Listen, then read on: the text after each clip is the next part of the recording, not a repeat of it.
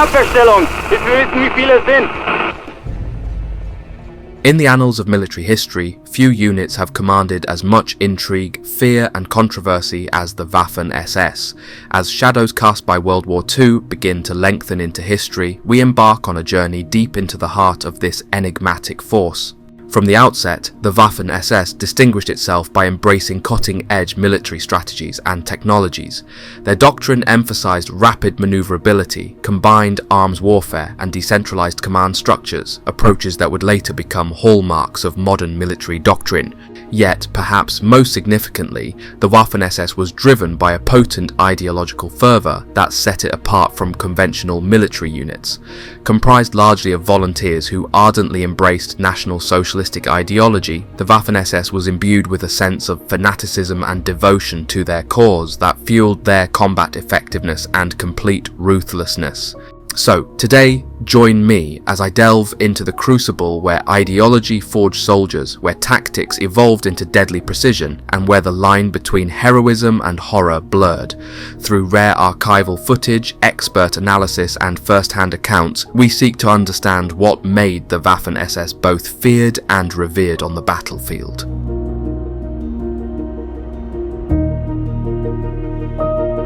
During its nascent phase from 1933 to 1936, the Waffen SS faced resource constraints under Himmler's leadership. To compensate, they relied on the Wehrmacht for basic military instruction in tactics and strategy. While this primarily bolstered the tactical acumen of Waffen SS officers, the line infantry received specialized training as assault troops. However, as the quality of Himmler's forces became apparent, Hitler granted them unprecedented permission in 1938 to conduct large-scale training maneuvers involving live ammunition and artillery barrages, and soon will be put to the test in Poland. This decision afforded the Waffen SS invaluable hands-on experience with their weaponry and gear in real-world scenarios. Notably, this departure from the typically cautious approach of the Wehrmacht underscored Hitler's recognition of the Waffen SS's potential and marked a unique chapter in their development. To gain a comprehensive understanding of a military unit, it's essential to examine its training regimen and the composition of its soldiers.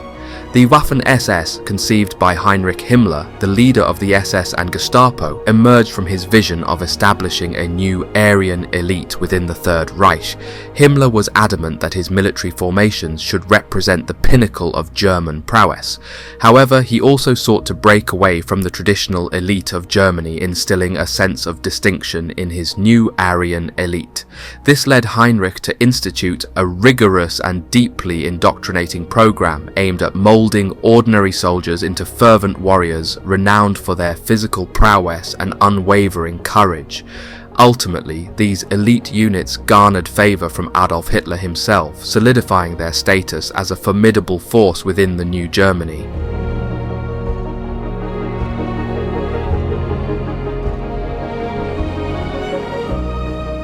In 1939, the SSVT divisions, also known as the First Combat SS Divisions, experienced their inaugural combat engagement in Poland.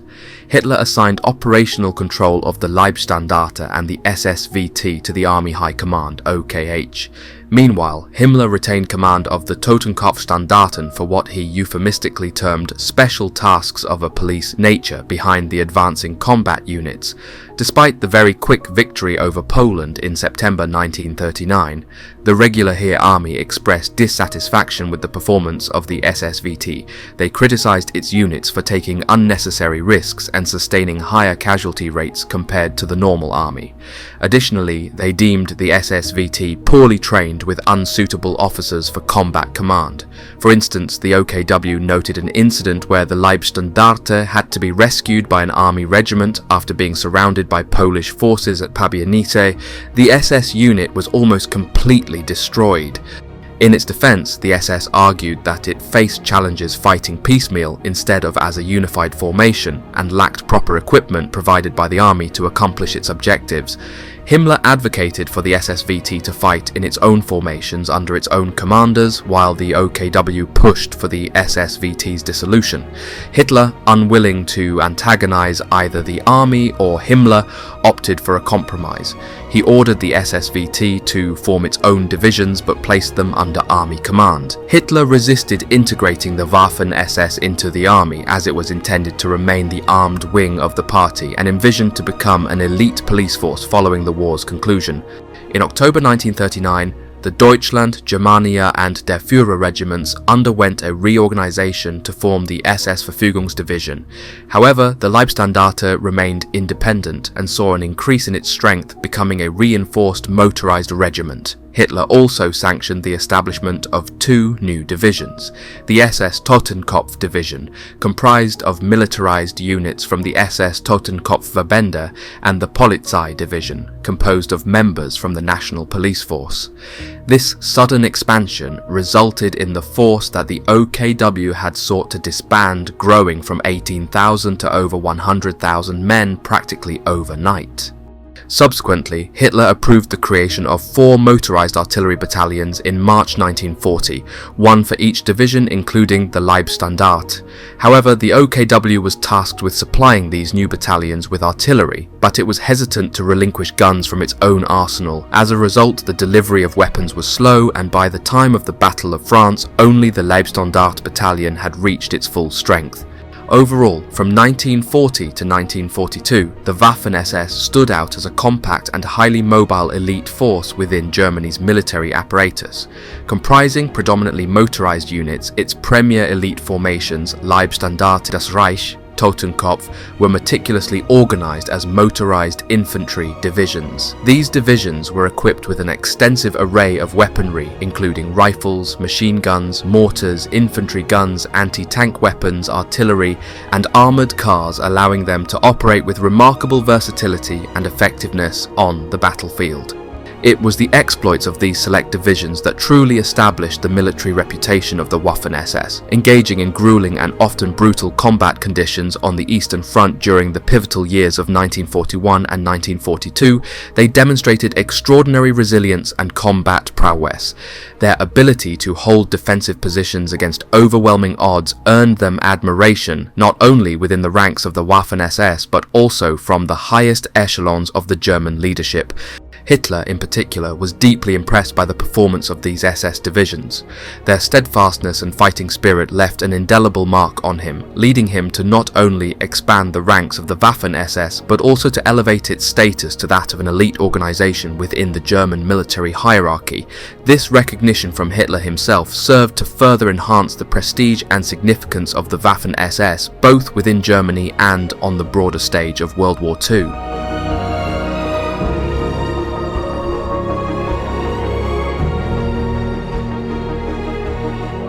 One of the most notable combat strategies undertaken by the SS Grenadiers was devising highly effective defensive strategies centered around the formidable MG-34 and MG-42 machine guns. Waffen SS troops recognized that their defensive capabilities were significantly bolstered as long as their machine guns remained operational and were positioned strategically with ample fields of fire.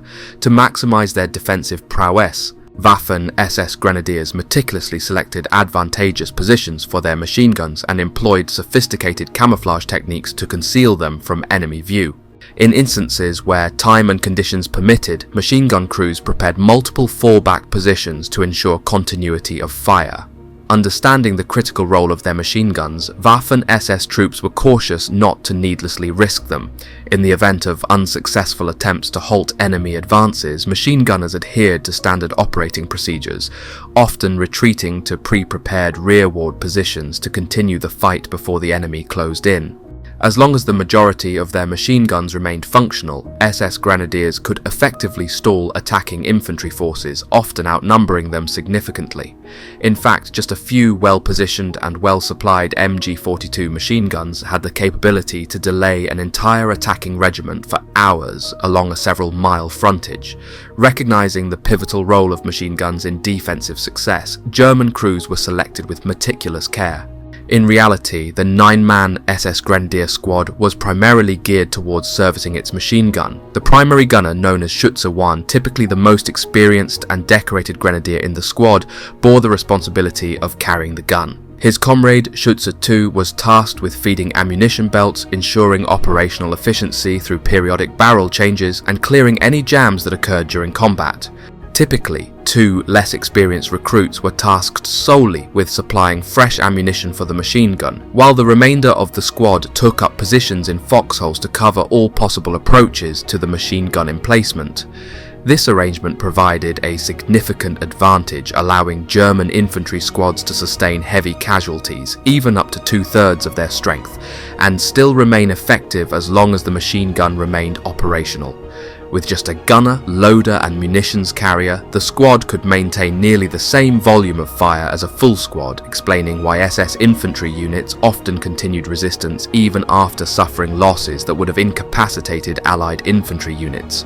A vivid example of the defensive power of the MG-42 occurred southwest of Caen, along the Odon River on June 28, 1944.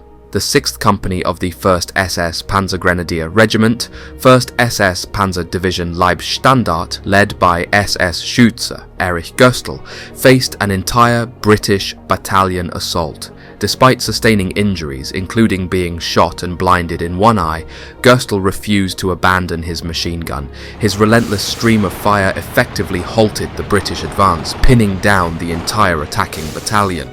Even after sustaining further injuries from shrapnel, which damaged his other eye, Göstl remained steadfast at his post, continuing to fire at the enemy. His courageous actions compelled the British forces to retreat to their starting positions. For his actions, Göstl was mentioned in dispatches and awarded the Knight's Cross. His citation aptly described him as a hero of action rather than words, embodying courage without exaggeration or melodrama. The MG-34 also emerged as a potent offensive weapon, as exemplified by the actions of SS Scharführer Johann Fiedler on April 21, 1942, during his service with the Totenkopf Division at Demjansk on the Eastern Front's central sector. In a dire situation where his company faced overwhelming Soviet forces and imminent destruction, Fiedler displayed extraordinary actions and initiative. Despite being confronted with superior enemy numbers, he fearlessly charged forward alone, wielding his MG-34 in its light role. Undeterred by the hail of enemy fire, and despite sustaining wounds in the process, Fiedler pressed on and launched a daring assault on the Soviet trenches. His audacious solo charge resulted in the capture of an astonishing 39 prisoners, along with 5 enemy machine guns and an anti-tank gun. Fiedler's remarkable display of determination and bravery under fire earned him the prestigious Knight's Cross, a recognition that highlighted his exceptional valor in the face of adversity. Throughout the duration of the war, the Waffen SS extensively utilized mortars, surpassing their adversaries in this regard. This reliance on mortars grew as the conflict progressed due to several factors. Firstly, mortars were cost-effective and relatively simple to manufacture, making them readily available for deployment. Additionally, their mobility and ease of camouflage rendered them less susceptible to air attacks compared to artillery or infantry guns, particularly as Allied aerial superiority strengthened in the later stages of the war. The availability and effectiveness of mortars significantly bolstered the defensive firepower provided by German machine guns. Waffen SS Grenadiers routinely pre-registered the fire of their mortars, not only targeting the forward battle zone, but also their own defensive positions and machine gun nests. This strategic approach allowed SS machine gunners to temporarily cede forward positions to the enemy while they reorganized and summoned reinforcements for counterattacks. An illustrative example of the devastating impact of SS mortar tactics occurred during the 3rd Canadian Infantry Division's assault on Carpiquet Airfield west of Caen on July 8, 1944. The defenders from the 26th SS Panzergrenadier Regiment, 12th SS Panzer Division Hitlerjugend had meticulously registered the fire of their mortars on both the forward battle zone and their own outpost line, when the Canadian infantry advanced behind a massive artillery barrage temporarily suppressing German defensive machine gun fire. The SS mortar crews held their fire until the Canadian artillery lifted. Subsequently, they unleashed a massive barrage of mortar rounds, creating confusion among the Canadian riflemen who mistakenly believed their own artillery had fallen short. The chaos caused by the SS mortar fire disrupted the Canadian battalion to such an extent that it could not effectively participate in the attack. As a result, the entire Canadian timetable was thrown into disarray, prolonging the battle for the Hitler Youth defenders. Despite the vastly superior Canadian forces, it took the entire day to dislodge them from the village, with the airfield ultimately remaining under their control. This battle shows us the critical role played by mortars in the defensive tactics employed by the Waffen SS, contributing significantly to their effectiveness in combat situations.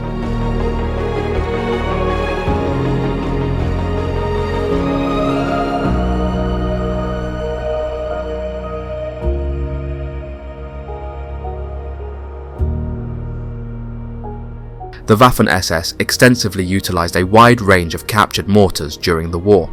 Among the most commonly employed foreign models were variations of the Stokes-Brandt mortar, which was the predominant mortar in Europe at the outset of the conflict.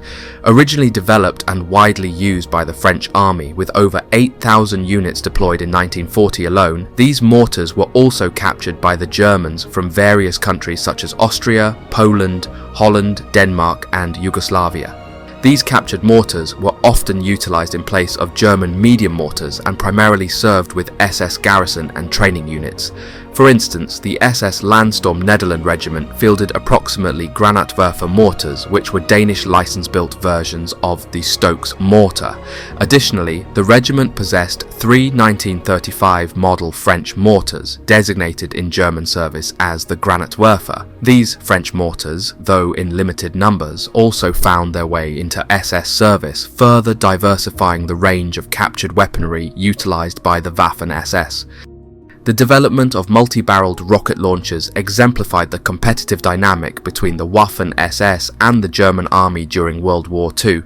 Despite resistance from the army's artillery branch against Waffen SS efforts to acquire rocket launchers, the SS persevered and eventually created its own fin-stabilized rocket system as a rival to the army's Nebelwerfer units.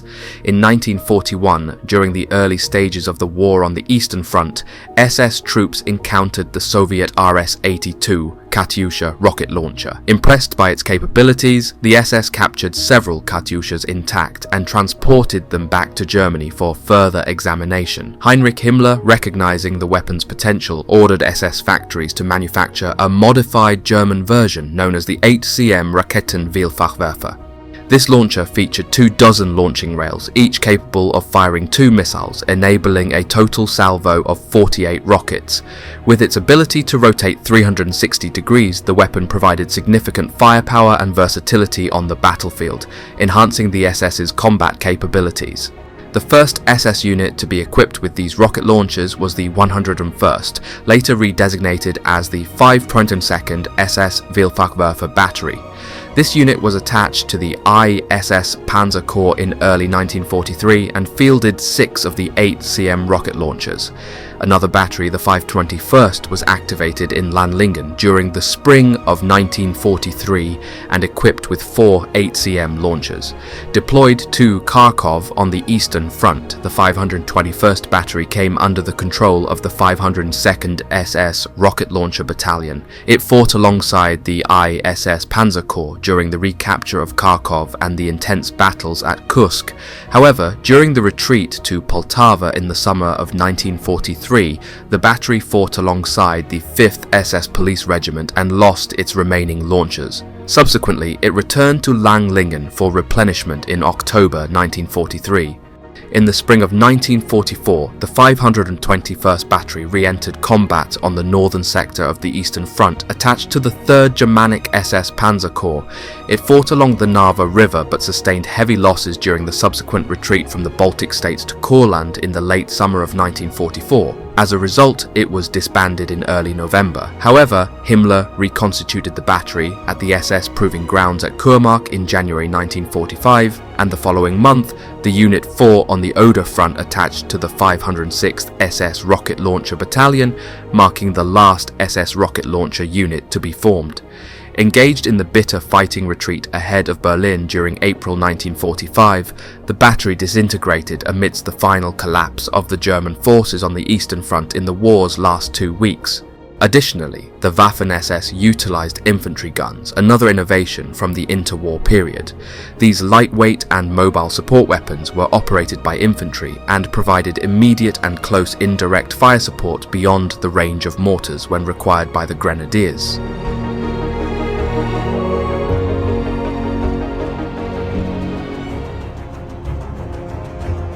Infantry guns played a crucial role in providing Waffen SS grenadiers with essential offensive and defensive fire support, especially in situations where artillery support was limited, as was often the case on the sparsely defended Eastern Front. Typically, Waffen SS gunners positioned their infantry guns in the rear of their main defensive positions, known as the Hauptkampflinie, and coordinated their fire with more forward-deployed mortars.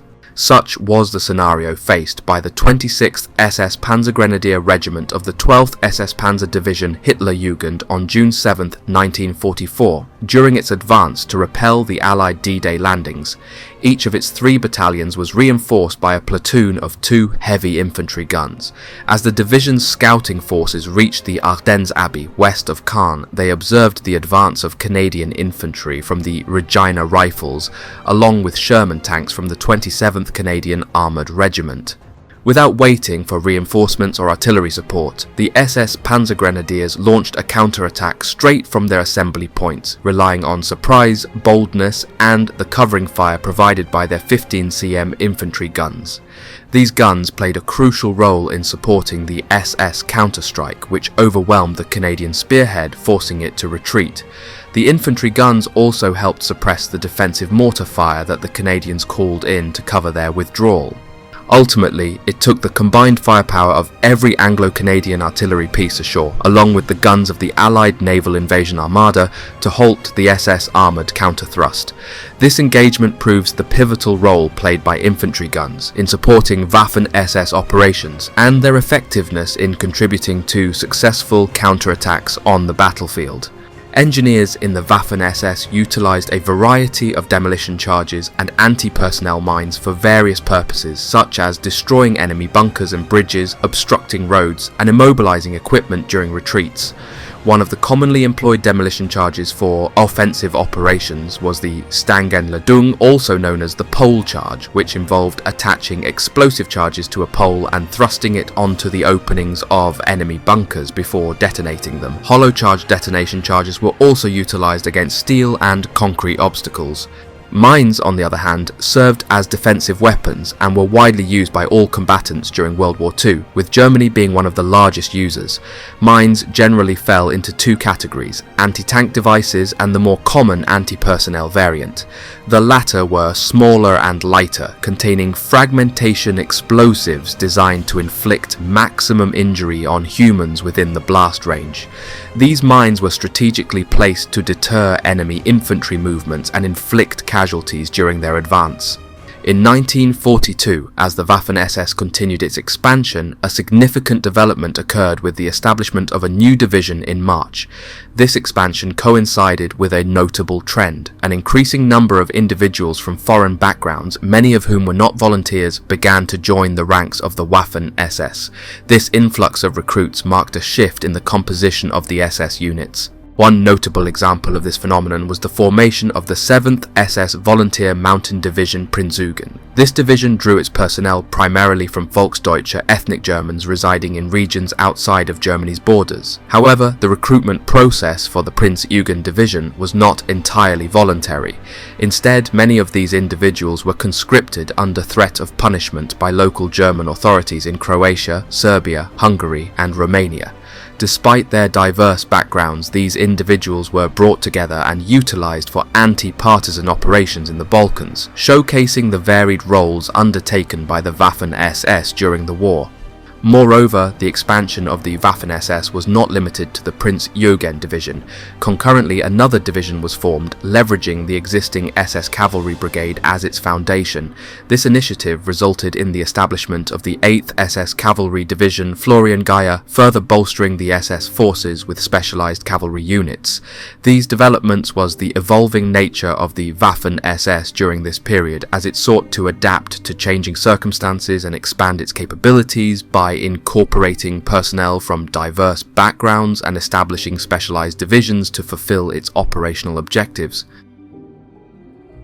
As heavier anti-tank guns became available between 1941 and 1943, the Waffen SS gradually reassigned its remaining Pak 35-36 guns to foreign volunteer, training and security units. These guns continued to serve, albeit in diminishing numbers, until the end of the war. For instance, in June 1944, SS garrison forces stationed in the Netherlands were equipped with 35 Pak 35-36 anti-tank guns.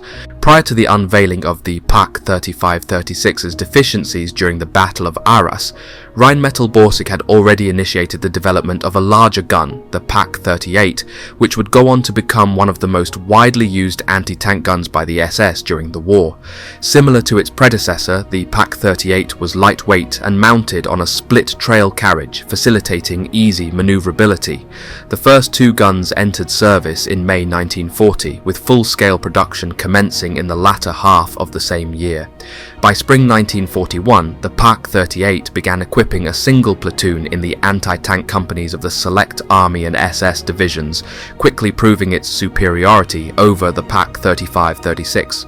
Weighing 986 kilograms, the Pak 38 featured rubber-tired wheels, a torsion bar-sprung carriage and a sloped double splinter shield. It fired a variety of ammunition, including the Panzergranate 38 round, with a maximum range of 2650 meters and the capability to penetrate 61 millimeters of vertical and 50 millimeters of 30-degree sloped armor at 1000 meters. This made it capable of inflicting significant damage to Soviet T-34 tanks. Additionally, a tungsten carbide round introduced late in 1940 further enhanced its performance, enabling it to penetrate the frontal armor of Soviet T-34 tanks at typical combat ranges.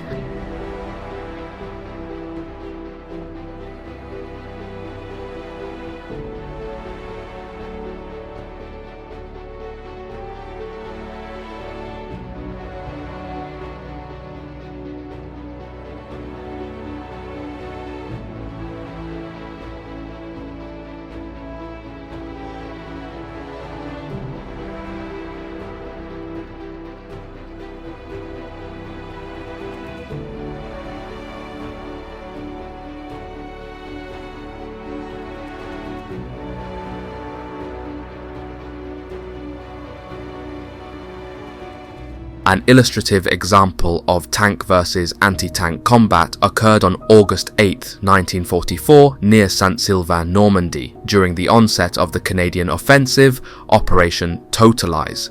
This operation aimed to capture Falaise and encircle the majority of German forces in Normandy. Near the Château du Fosse, the 12th SS Divisional Escort Company, reinforced by two expertly camouflaged SS Pak 40 anti-tank guns positioned at the edge of a woodland, confronted the advance of the 1st Polish Armoured Regiment across open cornfields adjacent to the forest. In rapid succession, the two anti-tank guns disabled 6 tanks before the Polish armour could retaliate. Despite breaching the thin SS defensive line, the Polish tanks fell prey to the anti-tank guns, which destroyed an additional pair of Sherman tanks directly in front of the company command post. Subsequently, the Polish armour retreated behind the chateau and called for artillery support, resulting in the destruction of one of the anti-tank guns and incapacitating the crew of the other.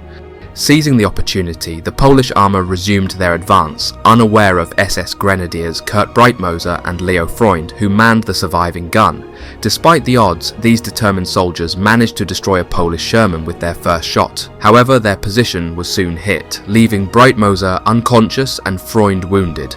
Upon Freund's return after receiving immediate medical attention nearby, he found his comrade had regained consciousness, and together they resumed operating the gun. Facing formidable opposition, the Polish armour eventually withdrew, having suffered the loss of 22 tanks in the engagement. This incident highlights the tenacity and resilience displayed by both sides during intense combat encounters in Normandy, and sheer grit of the Pak gun. Another insane demonstration of the Pak 40's effectiveness occurred at a strategic position known as Orphanage Hill, part of the Tannenberg Line defences behind the River Narva on the northern sector of the Eastern Front. Here, on January 2nd, 1944, a young SS Sturmman named Remy Schreinen, serving with the SS Sturm Brigade Langemark, utilised his 7.5 cm Pak 40 to repel a large Soviet armoured force, successfully destroying 3 Red Army tanks in the process. Despite sustaining wounds for the 7th time on March 3, 1944, Schreinen adamantly refused hospitalisation and remained with his unit. Just 3 days later, after witnessing the loss of his entire crew, Schreinen defied orders to withdraw and single-handedly operated his gun against overwhelming odds, facing off against 30-plus Soviet tanks, including the formidable Joseph Stalin II heavy tanks. In a display of extraordinary actions, Schreinen managed to destroy 11-plus Soviet tanks, including 3 second heavy vehicles, completely on his own before his gun was destroyed and he himself was severely injured. Following a German counterattack, Schreinen was found battered but alive, and he was rightfully awarded the Knight's Cross for his exceptional bravery and heroism in the face of overwhelming enemy forces. In early 1941, the Waffen SS received its first heavy flak unit when the 6th Battery of the SS Artillery Regiment Leibstandarte was equipped with 3 8.8 cm flak 18 heavy anti-aircraft guns. During the German campaign in Greece, one of these guns made history by destroying a British tank at a range exceeding 6,000 meters, setting a new record for tank destruction. This remarkable achievement underscored the remarkable anti-tank capabilities of the weapon, prompting SS troops to demand more flak 88s. In May 1941, a second heavy battery was assigned to the Das Reich Division, followed by a third in August 1941. Throughout 1942, the leading SS divisions established 4 or 5 battery anti-aircraft battalions, each containing 2 or 3 heavy batteries. New battalions were added to divisions such as Totenkopf, SS Polizei, and Florian Geyer in the same year. In 1943, divisions like Prinz Eugen, Hohenstaufen, Frundsberg and Nordland received similar battalions, while in 1944, formations like Hitlerjugend, Reichsführer SS, Goetz von Berlichingen and Horst Wessel divisions were also equipped.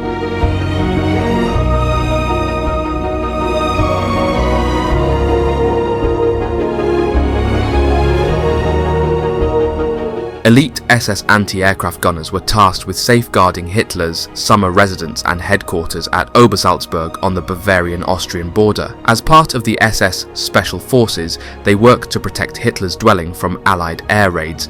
In April 1945, this unit was reorganized for ground combat as a mountain battalion, playing a crucial role in Hitler's plan to establish the mythical Alpine redoubt known as the Fortress Alps.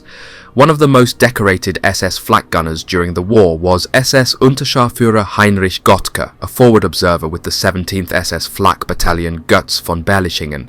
In December 1944, stationed at Erfweiler near the Reich's western border, Gottke witnessed an American armoured force breaching the division's front line and advancing toward his observation post.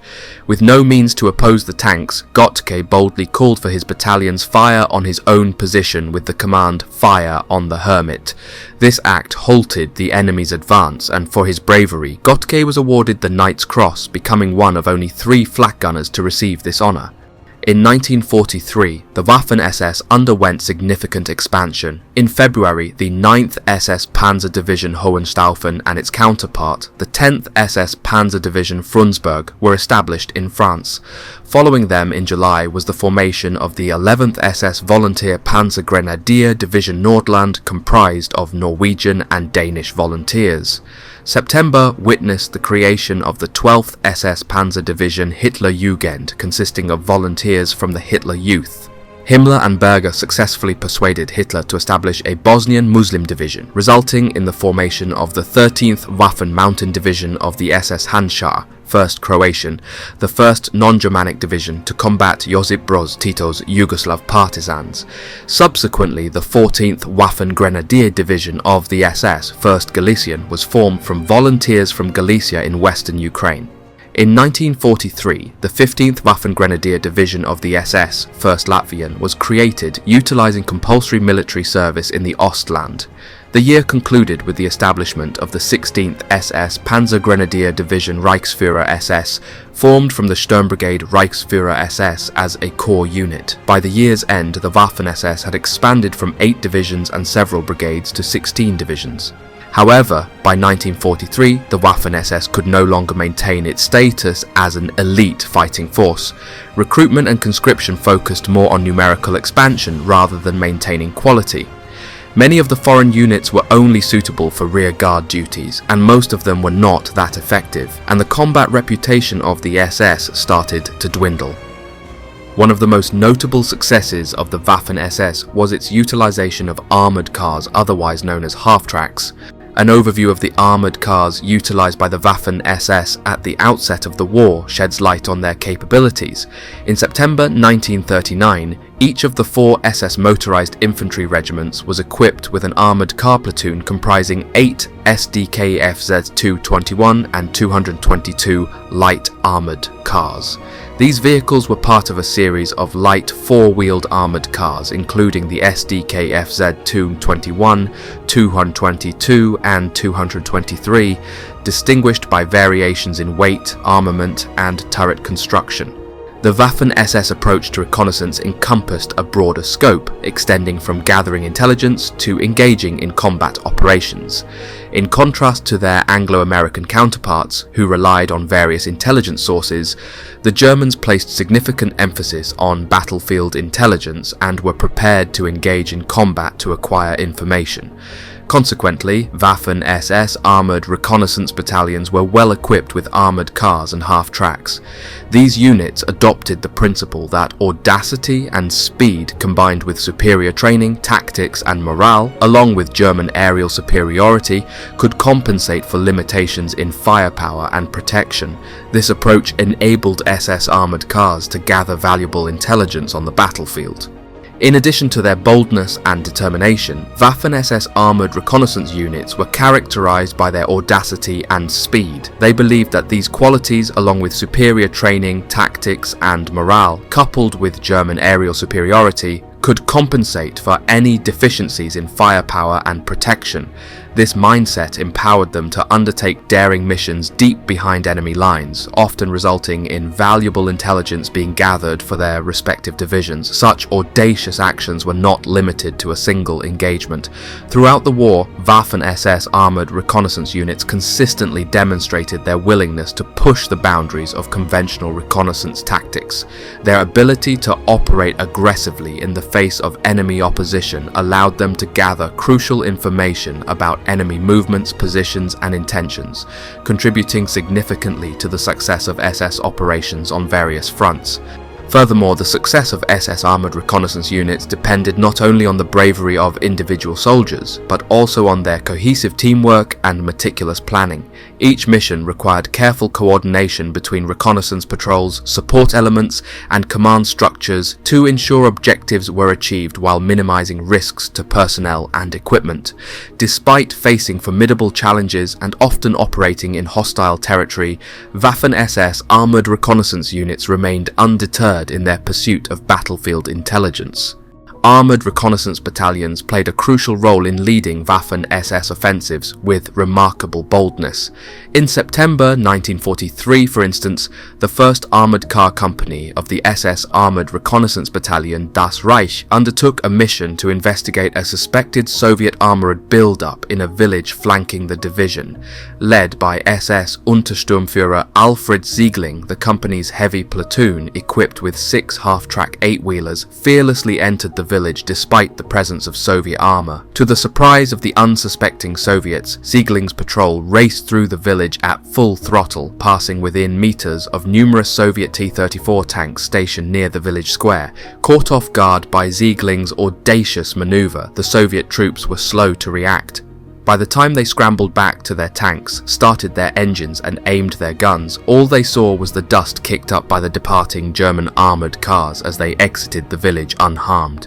Siegling's reconnaissance provided vital intelligence on the Soviet tank's strength, enabling the division to adjust its defences and successfully repel the subsequent Soviet assault. For his courageous and effective action, Alfred Siegling was awarded the Knight's Cross, recognising his outstanding contribution to the overall efforts.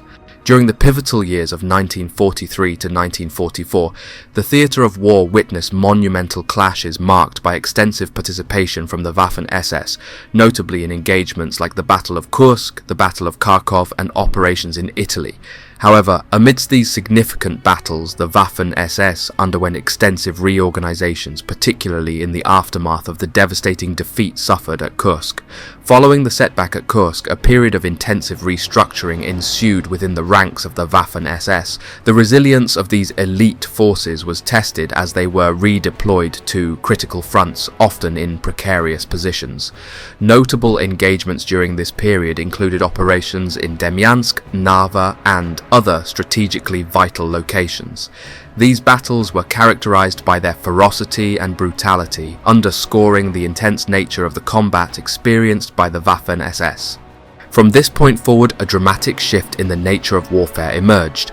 Battles transformed into desperate struggles to maintain ground at any expense, resembling a relentless firefighting effort across the entirety of the front lines.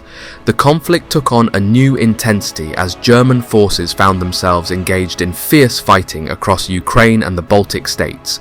The ferocity of combat reached unprecedented levels as the Germans fought tenaciously for every inch of territory. The rugged terrain of Ukraine and the Baltic states became the backdrop for brutal engagements, with both sides locked in a relentless struggle for dominance. As the tide of battle ebbed and flowed, German forces eventually found themselves forced to retreat, falling back to the relative sanctuary of Poland. Despite the grim realities of retreating under pressure, the resolve of the German military remained unbroken as they sought to regroup and reorganize for the challenges that lay ahead. The toll of continuous warfare took its toll on the ranks of the Waffen SS, necessitating the replenishment of personnel. However, the replacements were often inexperienced, lacking the rigorous training and indoctrination that characterized the original elite cadre. As a result, the composition of the Waffen SS became increasingly diverse, with recruits from various nationalities and backgrounds joining the ranks, albeit without the same level of preparation and conditioning as their predecessors.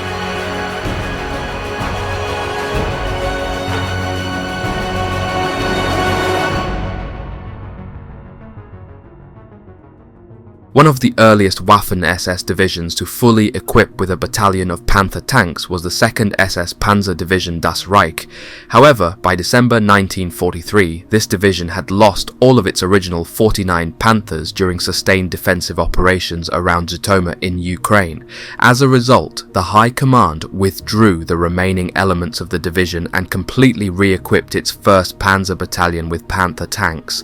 While this refurbishment was underway, the division was redeployed to France, and by the time it advanced to repel the Allied Normandy landings in June 1944, it boasted 62 Panzer V tanks, most of which were Model A vehicles. During the winter of 1943-44, the frontline demands for Panthers left very few vehicles available for the 9th SS Panzer Division Hohenstaufen, which was still in the process of formation. By March 1944, the division had received only a handful of Model A Panthers. Consequently, when the High Command ordered the Hohenstaufen to the east to counter the Soviet advance at Tarnopol in April 1944, the division had to leave its Panther battalion behind at the Meilly-le-Camp training park near Paris, awaiting eliminating the rest of its tanks. It was not until mid-June 1944, after the Hohenstaufen had returned to the west to repel the Allied D-Day landings, that the Panther battalion rejoined its parent formation. At that time, the unit had received 37 Panther Model A and G tanks, still less than half its authorized strength. In late 1943, the 11th SS Volunteer Panzergrenadier Division Nordland received Panther tanks instead of the usual Stugee 3 assault guns, which were standard equipment for this type of SS division.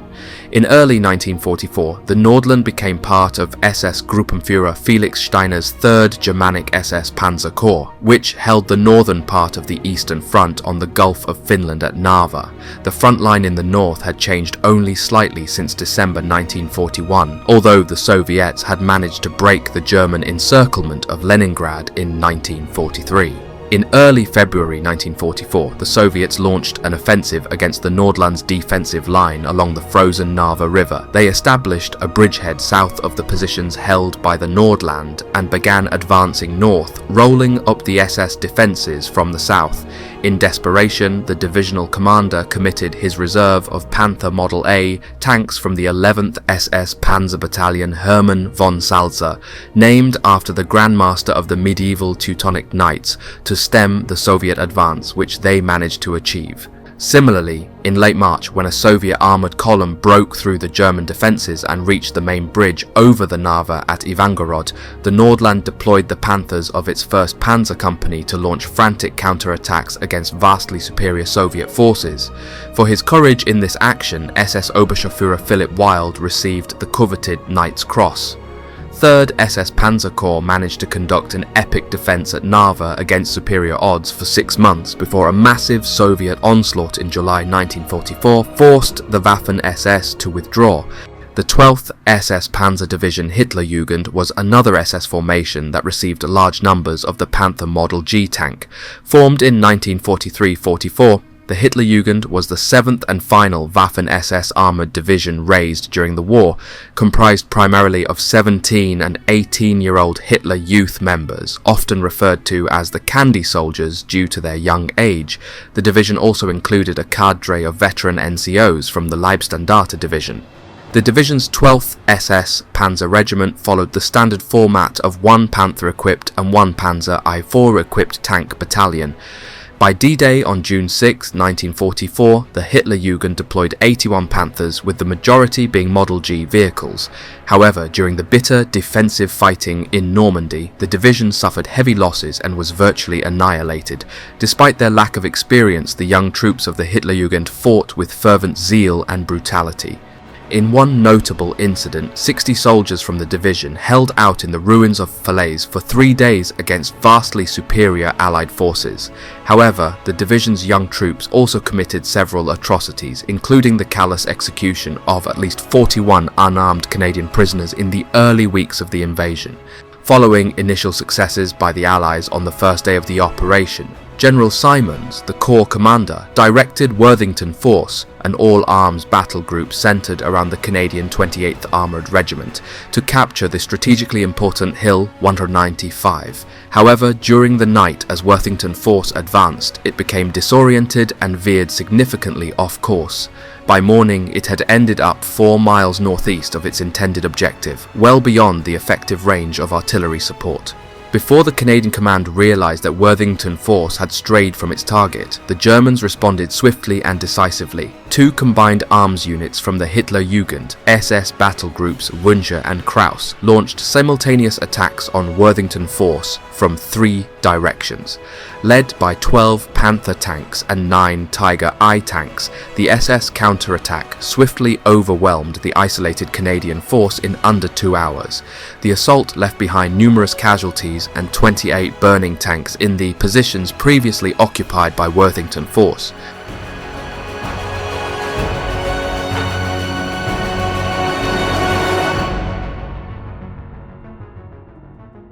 During the Ardennes counter-offensive, the Waffen SS employed a cunning field improvisation involving the Panther tanks, under the command of SS Standartenführer Otto Skorzeny, a skilled special operations expert known for his daring exploits. the 150th Panzer Brigade undertook a daring mission. Approximately 13 specially modified Panthers were assigned to this brigade, each altered to resemble the American M10 tank destroyer. This transformation involved welding additional metal sheets onto the turrets and hulls of the Panthers, followed by repainting them in Allied winter camouflage schemes. The goal was to deceive the enemy and create confusion behind the American front lines, allowing for a rapid German advance beyond the River Meuse. Initially, the 150th Brigade managed to achieve some degree of tactical surprise, catching the Allies off guard with their disguised Panthers. However, as the Allies uncovered the ruse, the advantage quickly evaporated. Despite the initial success, the brigade faced formidable challenges. Not only did they lose all of their specially modified Panthers, but they also failed to significantly contribute to the German advance toward the River Meuse, highlighting the risks and limitations of such tactical deception in the heat of battle. The conclusion of the Ardennes counter-offensive did not bring any relief for the battle-weary Waffen SS units of the 6th SS Panzer Army. Following a brief respite and the receipt of newly produced Panthers, Hitler directed the 6th SS Panzer Army to Hungary to participate in the Spring Awakening offensive starting on February 10, 1945. For instance, the Hitler Jugend Division received 16 new Panther Model G tanks, increasing its strength to 44 Panzer V tanks. Engaging in 4 weeks of bitter and ultimately futile fighting against overwhelming Soviet forces in Hungary, the division suffered heavy losses, with 35 Panthers destroyed, leaving only 9 operational Panzer V tanks. The Panther V remained the primary weapon of Waffen SS Panzer units until the war's end. Consequently, it was fitting that small groups of SS Panthers, including those from the 11th SS Volunteer Panzergrenadier Division Nordland, took part in the final desperate defense of Berlin in April 1945. In one of the last actions involving Panthers during the war, the division's final 2 tanks led the attempt by the remaining encircled Berlin garrison to break free from Soviet captivity on May 2, 1945. Although both Panthers were destroyed in the effort, they played a crucial role in creating a small gap in the Soviet encirclement, allowing several hundred garrison troops to fight their way out west and surrender to the Americans. Following the failed offensive in Hungary, the Waffen SS units faced increasingly dire circumstances as the war neared its end. Despite their valour and tenacity, they were confronted with overwhelming Allied forces and dwindling resources. The Panther tanks, once formidable symbols of German armoured might, were now scarce commodities, yet they remained the backbone of SS Panzer units. As the conflict reached its climax, the Waffen SS found themselves entrenched in the heart of the crumbling Third Reich. In the final, desperate defense of Berlin, SS Panthers, alongside other German armour, faced relentless onslaughts from the advancing Soviet forces. The once powerful divisions were now mere shadows of their former selves, fighting fiercely but futilely against the overwhelming tide of the Red Army's advance.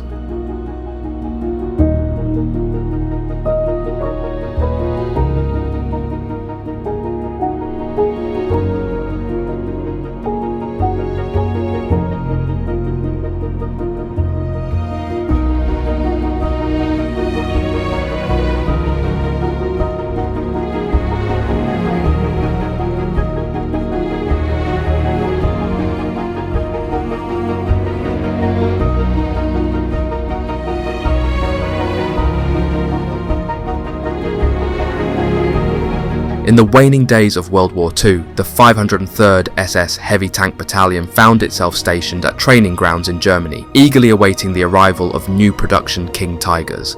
By January 1945, the battalion had received 39 of these formidable tanks and was swiftly dispatched to central Poland in a desperate bid to bolster the crumbling German front against the relentless Soviet Vistula-Oder offensive. Despite the brutal efforts of the German army and Waffen SS, the inexorable march of defeat loomed large over the Third Reich. The grim reality facing both military units was the inevitability of German capitulation. The only uncertainty lay in the toll exacted before the inevitable surrender. Engaged in desperate defensive combat along the Reich's borders, the 503rd SS Heavy Tank Battalion faced overwhelming odds. By 20th March 1945, the battalion had been reduced to a mere 2 operational tanks, a stark testament to the ferocity of the fighting and the overwhelming strength of the advancing Soviet forces. Though reconstituted once more, the battalion met its final fate during the desperate German defense south of Berlin in late April 1945. March 22, 1945 marked another pivotal moment as Hitler committed the last reserve of King Tigers, the 502nd SS Battalion, with 31 tanks, to combat in Bohemia. This desperate measure aimed to bolster German efforts to fend off the impending Soviet onslaught on the Reich. However, despite the bravery and resilience of the 502nd SS Battalion and its sister battalions, the King Tigers proved unable to halt the inexorable advance of the Red Army. During the tumultuous period of 1945, the infamous Dirlewanger Brigade, also known as the SS Sturm Brigade Dirlewanger, met its demise in Germany. Composed predominantly of criminals and the mentally ill, this division was notorious for its extreme brutality, prompting even the Waffen SS High Command to urge restraint. This brutality stemmed from the dire need for manpower, leading to the inclusion of mentally ill and criminal individuals who unleashed havoc upon civilian populations. In February 1945, plans to expand the brigade into a division were underway, but it was redirected north to the Ardennes line to counter the Soviet advance.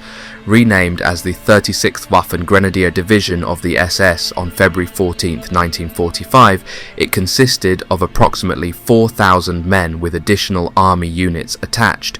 Despite efforts to resist, the division was ultimately pushed northeastward by the final Soviet offensive starting April 16, 1945. This division would kill thousands of innocent people a year prior in Poland. Some stuff is so graphic I can't even say on here, but anyway, on April 17th, Dirlewanger, the division's leader, sustained severe injuries for the 12th time and was evacuated from the front lines. In his absence, Schmedes assumed command, but desertions surged, and by April 25, attempts to reorganize the division revealed its near collapse.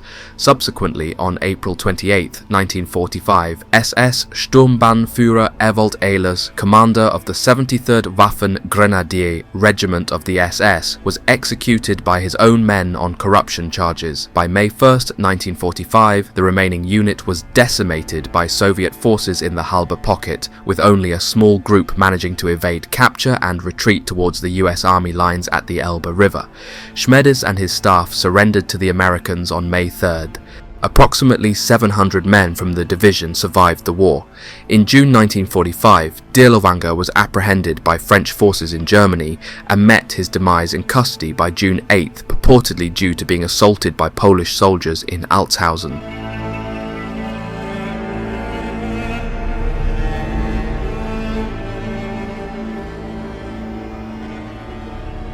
As the last phases of the war unfolded, the German High Command found themselves in a dire predicament. Elite formations such as Totenkopf, Viking, LSSAH and Das Reich were severely depleted in strength and not operating at full capacity.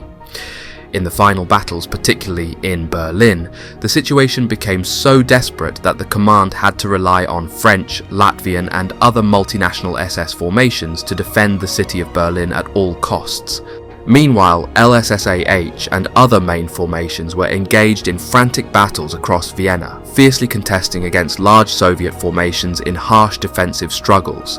The pressure on the German forces was immense, with every available unit stretched to its limits in a desperate attempt to hold back the advancing Allied forces. Despite their determination, the overwhelming numerical superiority of the Allied armies ultimately proved insurmountable for the beleaguered German defenders. One of the last recipients of the prestigious Knight's Cross during World War II was SS Willy Hund, a distinguished member of the Nordland Division. On April 20th, 1945, Hund became one of the final Germans to be honoured with this esteemed award. Hund's commendation was the culmination of his exceptional 63 days of continuous close combat. His unwavering bravery and dedication were recognised with the Knight's Cross with oak leaves and swords. Hund's valorous actions actions took place alongside Norwegian troops as they defended Berlin to the last man. Throughout the intense urban warfare of the final battles, Hund demonstrated remarkable leadership and courage. He commanded Norwegian Panther grenadiers with distinction, playing a pivotal role in the defence of the city. In summary, the period from 1940 to 1942 marked the zenith of the Waffen SS's effectiveness, showcasing their prowess through innovative tactics and combat readiness. Despite initial setbacks, such as their performance in Poland, their subsequent campaigns highlighted their ability to adapt and excel in various combat scenarios. However, the turning point came around 1943, particularly following the Battle of Kursk, where their capabilities began to wane in the face of stiffening opposition and evolving battlefield conditions and the vast new volunteers into the SS. Nevertheless, delving deep into the intricacies of their combat capability and performance is crucial. It not only provides valuable insights into the complexities of warfare, but also offers lessons for contemporary and future military strategies. While the Waffen SS may have faced decline in the later stages of the war, their motorized formations laid the groundwork for numerous modern military doctrines and tactics. It is important to acknowledge the broader historical context within which the Waffen SS operated, considering the ethical implications and the enduring legacy of their crimes and actions. By critically examining their successes and failures, we gain a more nuanced understanding of the complexities of armed conflict and the human experience within it. In essence, while the Waffen SS's performance may have varied over time, their impact on military history is undeniable. As we continue to study and analyse their contributions, we uncover valuable lessons that resonate far beyond the confines of World War II, shaping the future of warfare and strategic thinking worldwide. Ladies and gentlemen, that brings us to the end of this video. I hope you've gained some valuable insights along the way. A huge thank you to my patrons for their support. Don't forget to check out the links below for our Patreon and Instagram. It's been an absolute pleasure having you join us on this historical journey. Until next time, farewell for now, and I look forward to seeing you on our next historical adventure.